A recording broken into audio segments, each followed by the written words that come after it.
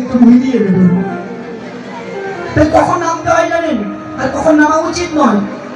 যখন নদীতে প্রথম উজান আসবে, খবরদার ওই সময় যেন নদীতে দেবো না, নাহলে ওর কিন্তু স্রোত ভারী, ও আপনাকে টেনে নিয়ে যাবে। তাছাড়া ওই নদীর পাকে পাকে ঘোল আছে, ঘোল বোঝেন, ঘুলা, আর ঘুলানিতে যদি পড়ে গেছেন মশাই আর পাবেন না। কি বাবা, নামতে হবে কখন? যখন উজানটা পরিপূর্ণ হয়ে যাবে, এই তখন খন্তমা সময় বিরাজ করে, জল যাচ্ছে, ওই সময় নেমে যাও, দেখবে আর ডোবার ভয় থাকবে না। এটাই কোনো তত্ত্ব।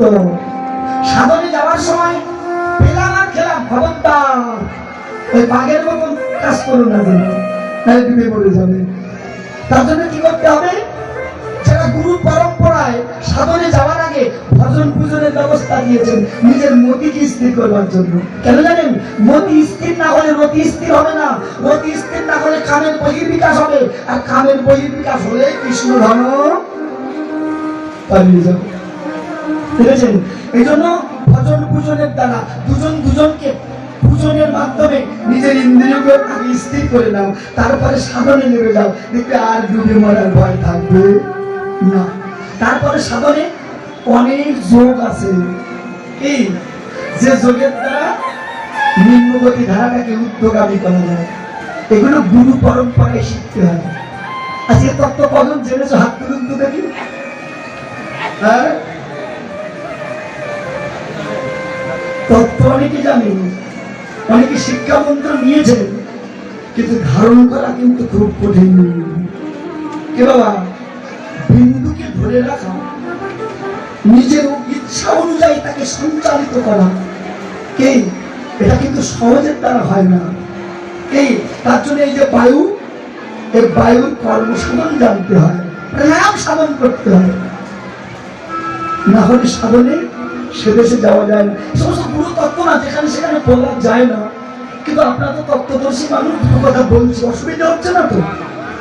কি জানি বাবু, কে বোঝে কে বোঝে না, আমি তো আর তা বুঝি না, আমি নিজেই তো বুঝি না, শুধু আপনারা শোনেন তাই বলি। কে বাবা, এই সমস্ত তত্ত্ব কথা খুব গভীর।